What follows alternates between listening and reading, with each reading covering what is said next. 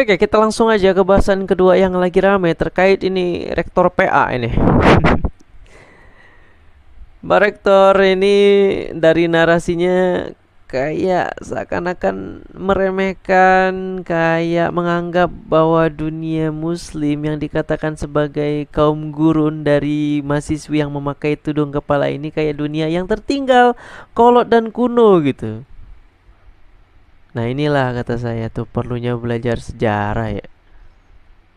Dan Pak Rektor yang terhormat, ini rektor loh guys. Biasanya kan rektor ini mempunyai jabatan, tingkat pendidikan dan titel yang mentereng ya. Tapi kok kayak orang jahil, bodoh gini. Ingat ya, ingat ya teman-teman, yang namanya orang mempunyai adab yang bagus tapi kurang dalam pengetahuan itu masih mulia loh, masih terhormat loh daripada orang yang dia punya ilmu tapi nggak beradab sama sekali, nggak ada gunanya. Oh ya, Pak Rektor, ayo belajar sejarah ya. Kalau Anda menganggap bahwa dunia Islam itu sesuatu yang kuno dan tertinggal, dan lebih baik Anda open minded meniru gaya hidup barat yang bebas sano, yang dianggap maju, yang namanya dunia barat di abad pertengahan dulu, atau kita sebut sebagai the dark age, masa kegelapan, itu mereka tertinggal sama sekali. Bodoh, mengalami masa jahiliyah gitu. Di zaman itu mereka benar-benar dikurung dalam dogma agama, yang dalam kasus ini adalah agama Kristen Katolik. Segala hal yang dititahkan oleh pausnya itu nggak boleh dilanggar, termasuk misalnya bumi datar, ya udah bumi datar. Yang mengatakan bumi itu bulat ya siap-siap mati. Kalau seandainya bumi itu menjadi pusat tata surya, ya matahari itu mengorbit bumi, ya jangan dibantah. Kalau Anda mengatakan bahwa matahari lah sebagai pusat tata surya, ya maka Anda juga sama, Anda akan dihabisi oleh gereja. Nah, itu kenapa di abad pertengahan itu nanti ketika bangsa Eropa, bangsa Barat ini udah terbebas dari dogma agama tadi, mereka memunculkan paham sekuler, memisahkan agama dan kehidupan keduniaan, pemerintahan sama sekali. Itu karena apa? Karena mereka itu trauma dengan kehidupan agama seperti itu. Nah, jangan dibawa-bawa dong, jangan disamakan dong Indonesia, ya, kehidupan beragama di Indonesia, terutama kehidupan Islam dengan apa yang mereka alami di barat sono. Jangan. Justru sebaliknya, di abad pertengahan itu dunia Islam, dunia timur yang dipimpin oleh kekhalifahan mengalami masa golden age, masa keemasan, di mana banyak sekali para penemu beserta temuannya yang membangun dunia yang masih digunakan hingga sekarang itu muncul.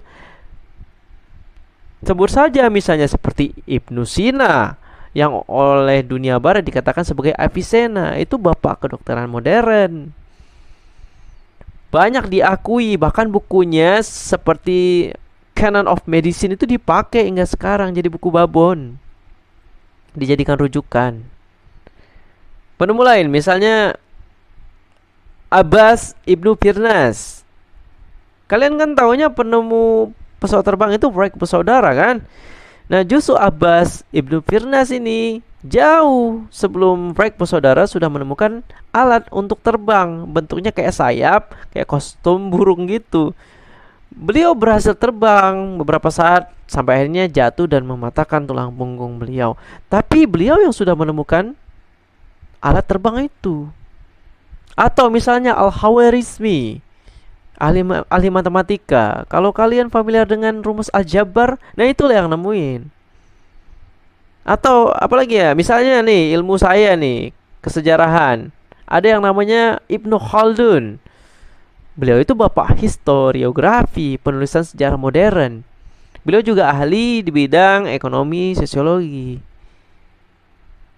Banyak sekali di bidang semua bidang ya, dari mulai astronomi, ya kalian yang suka eksis ya, dunia optik ya, kamera itu dunia Islam juga yang nemuin.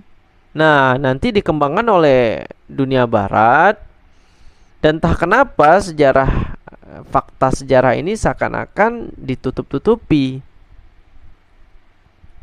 Nah, kenapa dunia Islam malah kesannya tertinggal sekarang? Ya karena kita malah berseteru dengan sesama kita, mudah diadu domba. Mengingat di luar sana banyak sekali yang nggak suka dengan Islam sampai kapanpun, sampai akhir zaman, sampai kiamat. Maka tugas kita sekarang adalah berhenti berseteru dan bersatulah sambil hidup damai bersama kaum dan agama-agama yang lain, memerangi segala bentuk kebatilan di dunia ini. Jadi apa yang dilakukan Pak Rektor ini adalah kekeliruan yang amat besar, dan jangan dibiarkan, ya, diberikan hukuman dan sanksi yang layak kepada beliau agar menimbulkan efek jera dan tidak ditiru oleh pihak-pihak lainnya, dijadikan pembelajaran. Dan hal yang saya soroti selanjutnya adalah ini ada kesan Islamofobia sudah merasuk nih ke Indonesia nih. Islamofobia adalah suatu pandangan ya yang melihat dunia Islam itu sebagai dunia yang keras, radikal, dan dihubungkan dengan terorisme itu tadi. Itu berkembang di Amerika Serikat tuh, di dunia-dunia barat, yang kita pun tahu bahwa citra buruk tentang Islam itu yang mereka sendiri yang ciptakan. Islam yang sesungguhnya adalah Islam yang rahmatan lil alamin, yang berintelektual, yang mengutamakan kedamaian. Tidak pernah ada yang namanya Islam menggunakan cara-cara kekerasan. Kalaupun Islam bertempur, berperang, itu untuk melindungi diri, membela diri. Kalaupun ada narasi teroris di sana, ada orang-orang radikal di sana, ya itu orang-orang PA yang ilmunya itu keliru gitu. Pemahaman yang mereka dapatkan itu keliru. Lagi, setiap agama dan kebudayaan pun ada sisi radikalnya atau kelompok-kelompok radikalnya. Nah, kembali lagi ke kasus rektor ini, hendaknya kita jadikan pembelajaran, ya. Dan ya pantas dibilang sebagai orang yang melakukan rasisme. Karena apa? Karena beliau bilang kaum gurun ya, yang namanya orang yang tinggal di gurun di Arab sono itu nggak semuanya Islam, bro. Banyak juga agama-agama lain. Dan ingat, penampilan itu budaya ya. Yang namanya Islam itu mengutamakan kualitas daripada kuantitas. Islam itu apa yang dikatakan, apa yang diperbuat, kualitas diri, ya, bukan apa yang dipakai dan apa yang terlihat. Orang kan ngelihat Islam itu lekat dengan itu tadi, kerudung kan, cadar, ya, atribut-atribut muslim. Padahal orang non muslim kayak biara pun dia menggunakan semacam kerudung kan. Di sana orang-orang non muslim juga menggunakan cadar kan, untuk melindungi dari panas dan debu yang ada di gurun, cuaca panas di sana. Nah, khusus untuk umat Islam, memakai penutup kepala bagi perempuan ya, kaum Hawa, memakai kerudung, memakai jilbab itu adalah sebuah kewajiban syariah. Nggak usah dikomentari. Saya nggak tahu nih rektor ini agamanya apa, tapi kalau Islam parah Anda. Ya. Jadi semoga tidak terjadi lagi kejadian seperti ini, dan semoga kita bangsa Indonesia semakin melek terhadap penyimpangan-penyimpangan, terhadap hal-hal yang negatif. Itulah tadi teman-teman bahayanya pengaruh luar Dulu ketika saya bersekolah, kami hanya sebatas membahas pengaruh negatif dari globalisasi, itu hanya sekedar teori saja, belum terlihat betul fenomena sosialnya di masyarakat. Tapi sekarang benar-benar terjadi, ditambah lagi dengan perkembangan teknologi informasi komunikasi, di mana nilai-nilai negatif tadi termasuk sekularisme, liberalisme, ya, gaya hidup bebas tadi itu benar-benar menyebar gitu, gampang untuk terdistribusi di seluruh dunia.